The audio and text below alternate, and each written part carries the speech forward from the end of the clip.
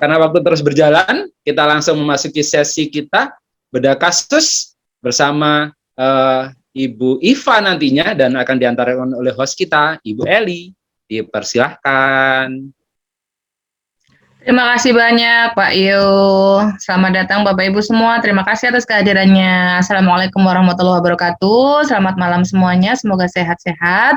Nah, kali ini yang cukup berbeda karena sebelumnya kan pembicaranya adalah banyak dari mama-mama atau dari para orang tua. Kali ini mungkin di penghujung adalah dari kami, Yayasan Aurika. Nah, kali ini kita akan melakukan bedah kasus. Jadi nanti kita akan sama-sama untuk mengamati, kemudian membicarakan tentang kondisi anak tertentu. Nah, nanti kita akan sama-sama, kira-kira kasus ini itu masalahnya apa sih? Nah, kemudian ketika kita ketemu masalahnya, kita akan cari solusinya bareng-bareng. Nah, ketika kita membicarakan masalah dan solusi ini, kami juga turut mengundang gestar kita yang tadi dimaksud Pak Yu dengan launching, salah satu anggota keluarga baru dari Aurika. Ini kami perkenalkan Kak Nela Johari. Nah, Kak Nela Johari ini merupakan salah satu anggota keluarga baru di Aurika yang khusus untuk melakukan layanan psikologi. Nah, profilnya akan saya bacakan sekilas saja untuk Bapak Ibu yang belum berkenalan, supaya nanti semakin sayang ya Kak ya sama Kak Nela. Sama ya Kak ya, semoga saling mengenal. Baik, jadi Kak Nela Johari ini merupakan alumni dari Fakultas Psikologi Ubaya, S1 dan S2-nya juga di Psikologi Ubaya, Magister Profesi, kemudian usianya masih 27 tahun. Topik yang pernah ditangani banyak untuk siswa-siswa seperti temper tantrum pada siswa kelompok bermain, lalu intellectual disability untuk siswa sekolah dasar, kemudian motivasi belajar, jadi anak-anak yang bermasalah di motivasi belajar, yakni kasus pada siswa SMP dan mahasiswa ya Kak ya. Betul. Kemudian ada permasalahan atensi, di sini ada kasus pada siswa sekolah dasar, lalu manajemen kelas pada guru sekolah dasar. Kemudian pelatihan keterampilan sosial untuk mengatasi perilaku mengganggu pada siswa sekolah dasar. Nah, Kak Nela ini juga melakukan penelitian, yakni hubungan antara self-efficacy akademik dengan motivasi membaca literatur berbahasa Inggris. Oke, keren banget. Nah, lalu yang S2-nya penelitiannya mengenai modul mengelola waktu untuk menurunkan tingkat stres akademik pada mahasiswa. Wah, nah pengalaman dan aktivitasnya tahun 2013-2014 sebagai kakak pendamping kegiatan belajar mengajar pada siswa kelompok bermain. Lalu tahun 2019 merupakan fasilitator kegiatan kurikuler, ekstrakurikuler kah, Kak? Kegiatan pengembangan diri sebelum baru memasuki dunia perkuliahan. Growing personal based. Wow. Lalu tahun 2002 asesor di Biro Layanan Psikologi pada proyek kenaikan jabatan. Kemudian saat ini merupakan observer di Aurika untuk membantu pemeriksaan kebutuhan atau keluhan pada siswa.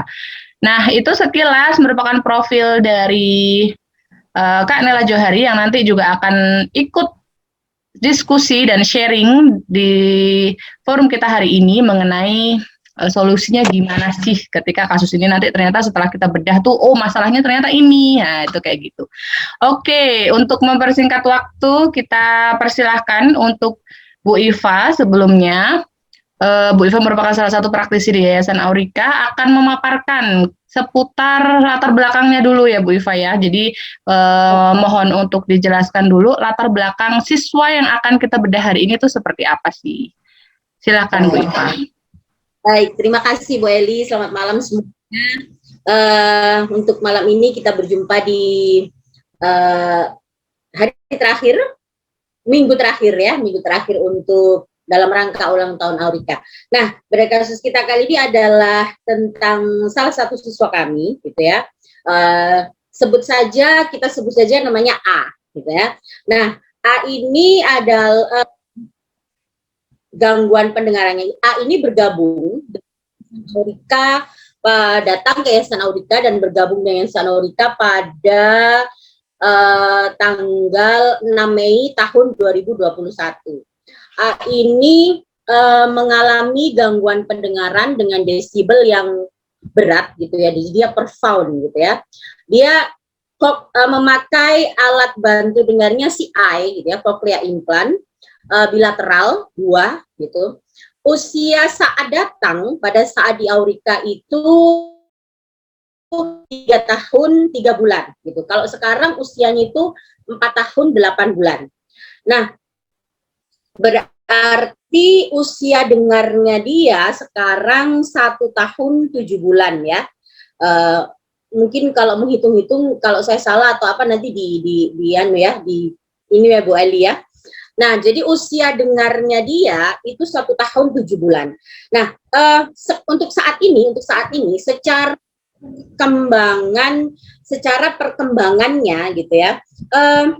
Kalau dari sisi mendengar, dari sisi bahasa, dengan usia 1 tahun 7 bulan, dia untuk sekarang mampu secara mendengar, mampu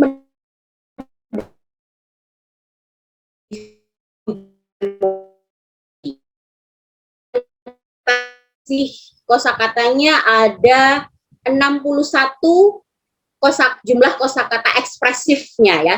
Dan itu pun secara bicara speech itu memang dia belum begitu jelas. Gitu ya. Ada beberapa konsonan yang memang belum terproduce dengan baik gitu. Nah, untuk bahasanya dia paham perintah sehari-hari. Misalkan A, ambil tasnya, kita mau pulang. A, ayo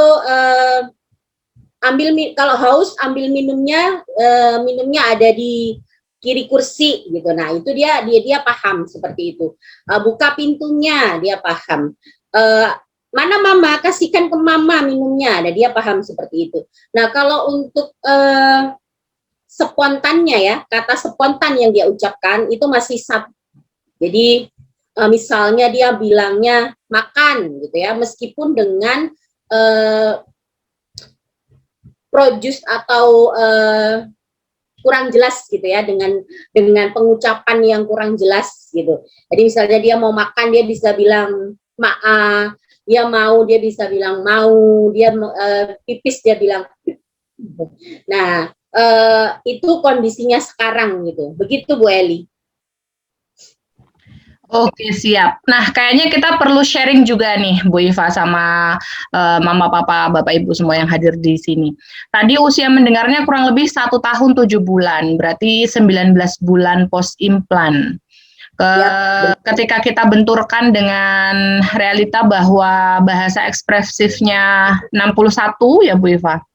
61 bahasa ekspresif. Oke, 61 bahasa ekspresif. Kemungkinan bahasa reseptifnya bisa 180-an mungkin Bu ya, kurang lebih. Oke, nah kayaknya kita perlu sharing juga nih Bu Iva. Kira-kira nih Bapak Ibu semua, dari usia pendengarannya yang 19 bulan, kemudian kemampuan bahasa ekspresifnya adalah 61, lalu pengucapan spontannya berapa kata tadi Bu? 1 kata Bu Eli. Oke, 1 kata. Nah, kira-kira menurut Bapak Ibu semua bisa dikatakan bermasalah nggak siswa ini? Gitu ya Bu Iva? Ya, benar. Oke, yuk kita sama-sama sharing, sama-sama nanti kita cek juga untuk anak kita masing-masing. Kira-kira dulu ketika kita melakukan tracking, anak kita sudah 19 bulan usia pendengaran, sejauh apa ya kemampuan bahasa yang dimiliki, sejauh apa ya kemampuan dia bahasa spontannya, bicaranya, dan seterusnya. Apakah dari usia pendengaran yang 19 bulan tersebut wajar ketika yang dicapai adalah 61 bahasa. Nah, yuk kita sharing. Ini termasuk siswa bermasalah atau wajar gitu ya Bu Iva? Ya, benar sekali. Oke. Silakan. Adakah yang mau sharing? Mungkin Pak Yo, boleh banget loh Pak Yo. Kira-kira gini nih masalah nggak sih Pak Yo? Kalau kita ada menghadapi murid kita sendiri, baik praktisi maupun orang tua, menghadapi 19 bulan terapi nih, dan mendengar dengan alat yang CI tadi, tapi kosakatanya 61 untuk ekspresif. Intinya kita tunggu yang lain dulu ya, kita tunggu yang lain dulu nih. Boleh, boleh. Mama sama papa gimana nih? Yuk. Mama Yunita, Mama Poppy, atau Mama Ada. Baisa? Boleh Mama Baisa atau Mama, di sini ada Mama Kila, Mama Takian, Mama Monggo. Devina, monggo silakan. Kira-kira bagaimana nih, Ma? Untuk kasus yang dipaparkan Bu Iva. Usianya sebenarnya termasuk nggak late banget ya Bu Iva untuk 3 tahun tadi Bu. Ya, sebenarnya tidak begitu late ya, tapi termasuk late juga Bu Eli. Sebenarnya kalau dari ukuran ideal, betul. Ukuran termasuk late ya. Ini ada Silakan. yang raise hand, Mama monggo silakan. Ayuwati. Mama Ayuwati. Silakan open mic. Halo Bu Iva dan Bu Eli juga yang lainnya. Ini saya ini menurut saya ya usia pendengaran 19 bulan dengan sudah memahami reseptif 100-an ya, ekspresif 60. Sepertinya masih on the track karena kalau dilihat sesuai dengan ada tuh yang di yang file yang dari koklear, aku sebutin nama ya nggak apa-apa ya, yang dari koklear itu kan yang pendengaran, bahasa reseptif, ekspresif, wicara, kognitif dan komunikasi sosialnya untuk 19 bulan itu masih on the track, soalnya 18 bulan di sini dia untuk bahasa reseptif masih tergolong misalnya memahami 50 kata lebih. Berat sekarang padahal kan kalau di kasusnya yang tadi disebutkan dia udah 60 ya. Ekspresif ya, sedangkan reseptifnya pun udah 100-an ya. Kalau menurut saya sih masih on the track, cuma nggak tahu dari wicaranya. Kan tadi soalnya masih ada beberapa konsonan yang belum terlalu jelas gitu. Itu sih kalau dari pendapat saya, Bu. Baik, terima kasih Bu Ayu atas pendapatnya. Yuk, ada sharing-sharing lagi kah? Kalau dari Bu Ayuwati tadi begitu, Pak Yo. Masih on the track ketika dihubungkan dengan antara Ada lagi yang lain dan usia. Silahkan. Yang lain? Monggo, silahkan.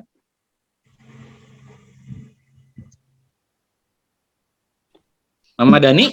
Izin masuk boleh ya Pak Yu? Boleh, monggo silakan. Ya. Iya, ini kasusnya tuh kok saya merasa kayaknya hampir sama kayak Faida. Cuman saya kalau tadi Mama Ayu, salam kenal ya Mama Ayu, tadi kan melihat dari sisi tabel bicaranya. Kalau saya sih pernah dapat masukan itu dari sisi produksi konsonan. Nah, jadi gini, ternyata saya juga baru tahu bahwa pentingnya Lingson itu salah satunya juga untuk membentuk produksi konsonan. Mohon dikoreksi kalau salah, tapi ini masukan yang saya terima untuk kasusnya Baisa.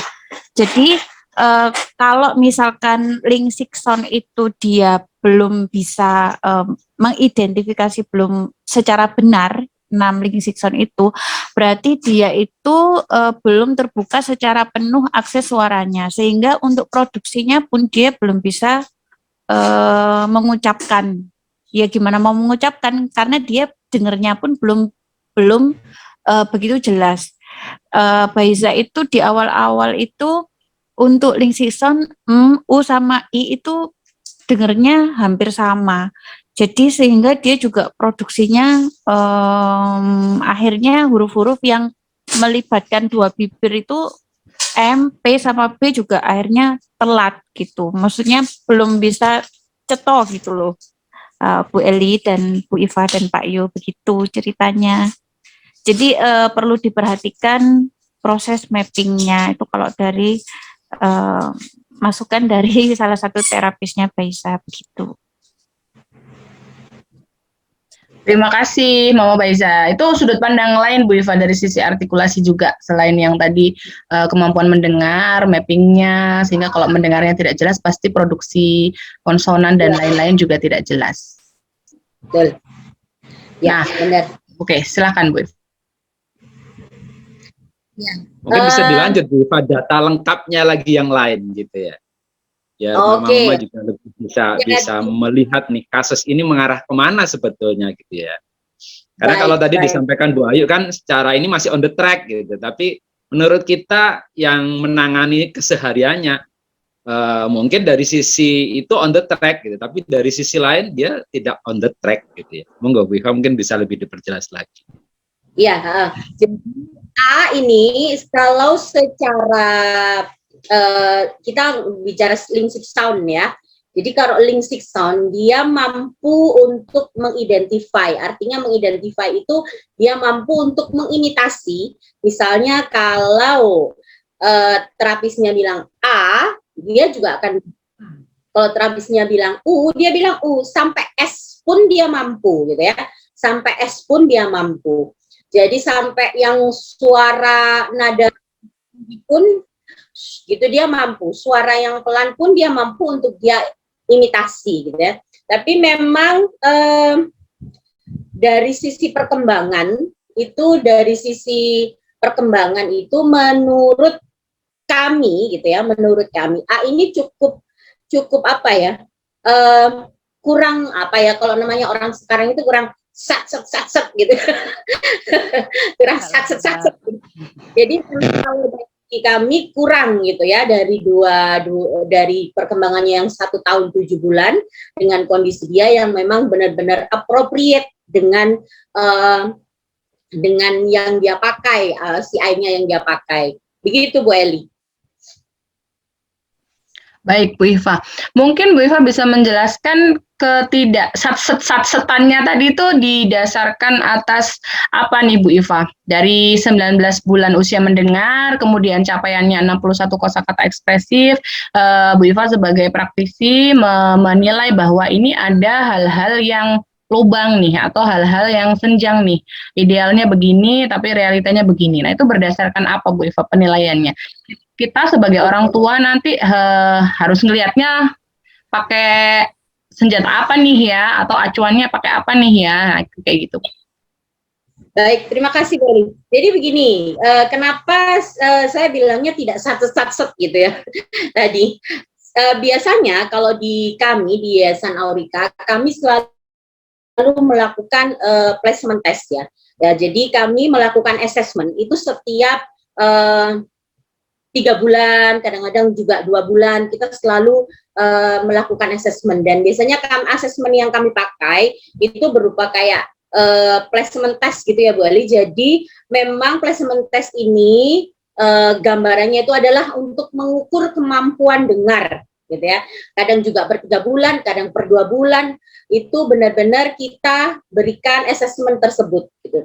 Dan yang kedua itu ada dari development skill ya Bu Eli. Dan development skill ini kita ambil dari berbagai sumber gitu ya. Development skill ini adalah perkembangan gitu ya, dan itu dari berbagai sumber gitu. Nah, dari development skill ini kita mendapatkan bahwa si A ini ternyata usia dengarnya dia itu tidak sesuai dengan perkembangannya dia yang seharusnya gitu ya. Seharusnya kalau dalam usia dengarnya dia yang 19 bulan, seharusnya ini ya, dengan latihan yang intensif dan dengan stimulasi yang bagus gitu kan ya, itu dia mampu setidaknya dia mampu mendengar lebih panjang dari 2 auditory memory.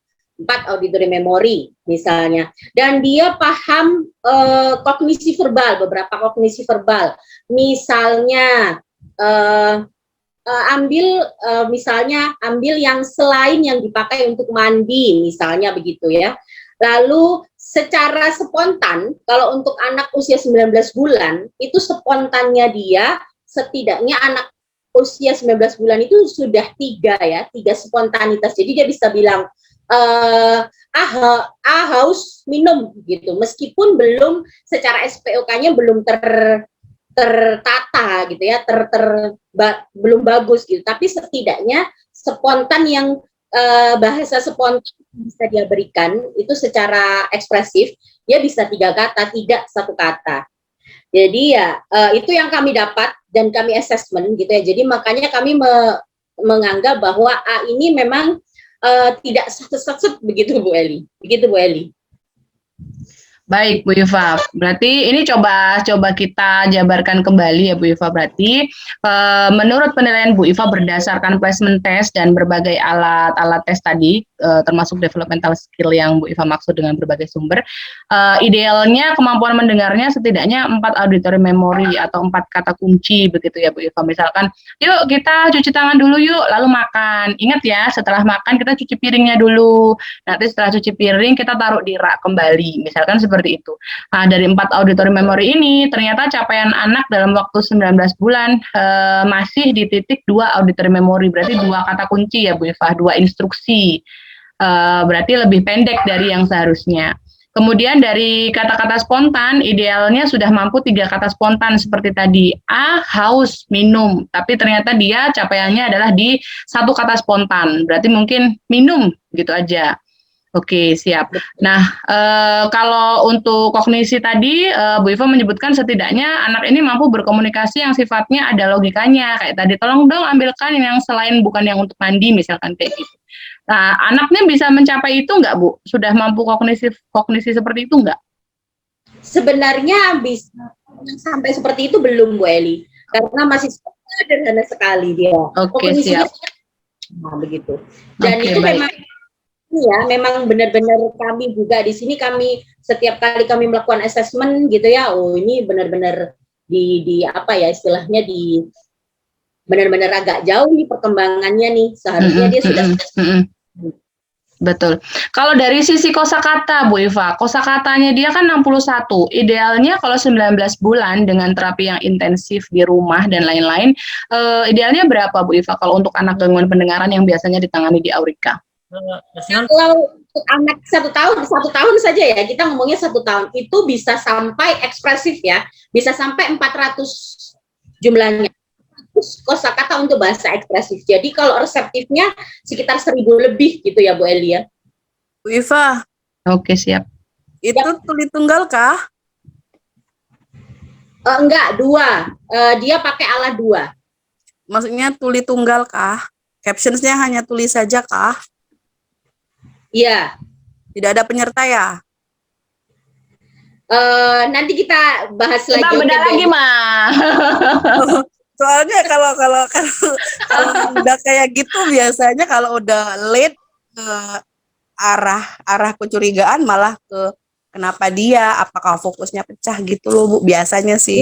Boleh ditebak mah, boleh ditebak. Boleh ditebak. Oh, oke. Oke, silakan Mama lanjut. Menurut Mama kira-kira apa nih masalahnya? Dan kenapa? Apa dan kenapa ya Pak Yu ya? Iya, betul. Tadi dia pakai si kan ya? Ya Bu, betul. Dia pakai si kan ya. Betul, dia pakai si dengan usia dengar terapi sudah 1,7 1 tahun 7 bulan ya? 1 tahun 9 bulan ya. 1 tahun 7 bulan. 1 tahun 7 bulan. Untuk target benar kata Bu Iva sih harusnya udah satset banget gitu kan ya. Kalau ngelihat dari arah yang diucap sepertinya sih ada defisit attention juga gitu kan ya. Kalau enggak anak yang sudah pakai 2 alat which is ini sudah appropriate untuk dia, setidaknya dia lebih bisa lebih dari yang ditargetkan setidaknya ya. Tapi kalau di ini sih nggak tahu ya.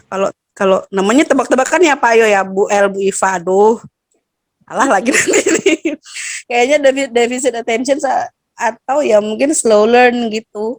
Hanya itu lagi. Kalau yang lain kayaknya nggak mungkin, penyerta lain rasanya untuk CI yang paling besar paling itu ya Bu ya, kecuali penyerta X dari dari telinganya sendiri kayak kayak kata Bu Sinta kemarin, apakah ada faktor X dari si kokleanya kah yang bermasalah atau gitu kali ya. Tapi sejauh ini kayaknya sih feelingnya karena ini si AI 1,7 murid yang 1 tahun bersama aja pakai ABD Akila Raya itu lebih dari yang si AI gitu kan Bu pencapaiannya gitu. Itu sih Bu Eli. Kayaknya sih ada penyertanya ya di antara dua itu. Kalau salah ya ampun. Terima kasih Mama Nada sharingnya. Yang respon tadi, Iya, ada Bu Ayuwati, monggo silakan Mas. Ada bunyi ya, ada bunyi kresek-kresek ya? Iya, Mas. Kenapa nih, Mas? Oke, sudah. Oh iya. Bu Iva, mohon maaf mau tanya, itu kan data yang 400 kata ya 1 tahun, itu di mana ya? Maksudnya sejauh ini yang saya tahu kan dua tahun itu 200 ya kalau nggak salah, terus nanti semakin bertambah 200 atau 400 gitu, tapi 2 tahun kalau nggak salah, terus nanti semakin lama dia baru yang sampai 600 terus 1000 gitu-gitu ya. Boleh tahu nggak itu 1 tahun 400 dari mana ya? Maksudnya sumbernya. Oke, jadi Mbak Ima, ini kan tadi saya sampaikan dari berbagai sumber ya, ada development skill yang memang kami pakai dan kami juga punya gitu ya, Ma. Kami punya standar dari Yayasan Aurika sendiri bahwa yang sudah kami rangkum dari yang kami rangkum dari beberapa murid gitu ya, dari beberapa murid yang memang kami catat dari misalnya dari awal kali kami handle anak gitu ya, dari mulai tahun berapa itu, jadi kami lihat dan kami punya standar kami dari Yayasan Aurika ini bahwa rata-rata di Aurika dengan kondisi anak yang memang dalam artian 1 tahun gitu ya, dalam artian 1 tahun itu 400 itu. Dan memang kalau untuk mungkin dari development skill yang Mama sebutkan tadi itu agak ini ya, agak apa namanya, bisa gitu ya. Tapi kami dari Aurika sendiri kami punya standar yang memang sudah kami lakukan research gitu ya. Kami simpulkan bahwa untuk 1 tahun itu seharusnya anak mampu disampai di 400 kata dengan intensif ya, dengan latihan intensif, dengan stimulasi yang benar-benar intensif gitu ya. Jadi itu yang kami ini dari research yang kami lakukan di Yayasan Aurika sendiri ya, dari awal kali murid-murid yang kami tangani, begitu Mah. Betul Bu, jadi mungkin nambahin, jadi maksud Bu Iva adalah ini tidak hanya dari global development yang sumber yang tadi, kalau misalkan Bu Ayu tadi kan bilang koklear dan lain-lain gitu ya. Jadi memang banyak sekali acuan-acuan seperti itu, cuman yang dimaksud Bu Iva tadi adalah gambaran anak-anak di Aurika. Jadi kebetulan murid-murid kami itu yang terapinya intensif, kemudian pendampingan dari keluarga juga sepenuhnya kompak gitu. Itu bahkan ada dulu murid kita itu yang 4 bulan ya Bu Iva. Karena biasanya untuk kasus-kasus tertentu kita per bulan memberikan target 100 kosakata. Untuk kasus-kasus terutama untuk late intervention biasanya kita sebulan itu 100 kosakata. Jadi ada anak-anak itu yang justru kurang dari 1 tahun bisa mencapai itu. Artinya betul yang dikatakan Bu Iva, intensif kuncinya itu seperti itu Bu. Jadi kadang itu global development atau developmental skill itu memang kita jadikan pijakan, cuman tetap kan balik lagi ke kemampuan anak, kapasitas kemampuan anak serta bagaimana keluarga itu menghabilitasi. Nah, kebetulan dari hasil itu kami mendapati anak-anak yang pernah diterapi di Yayasan Aurika dari yang sejak zaman dahulu kala itu kita kumpulkan data-datanya, rata-rata seperti yang disebutkan Bu Iva, begitu Bu Ayu maksudnya. Oh iya, baik Bu Eli dan Bu Iva, makasih ya untuk jawabannya. Sama-sama. Oke, lanjut Bu Iva. Mungkin tadi begini, Bu Eli, biar lebih mengerucut nih, karena waktu juga sudah terus berjalan ini. Iya, siap. Bu Iva, kalau saya nih menebak ya, kira-kira mungkin Bu Iva bisa nggak sih menceritakan kalau lagi terapi anaknya seperti apa sih kok sampai hasilnya seperti itu gitu ya. Kira-kira bisa nggak diceritain Bu Iva? Baiklah. Nebak nih Bu Iva. Oke. Halo, Baiklah. Assalamualaikum. Jadi, ini adalah puncaknya gitu. Hati-hati. Tanduk nggak boleh berdiri, Bu Iva. Mbak, mungkin bisa wah saya bener nih, wah saya salah nih gitu ya. Jadi ada yang salah ya, kita di sini kan berapa namanya saling sharing gitu ya, saling pengalaman. Mungkin dari kami juga perlu untuk belajar pengalaman dari mama-mama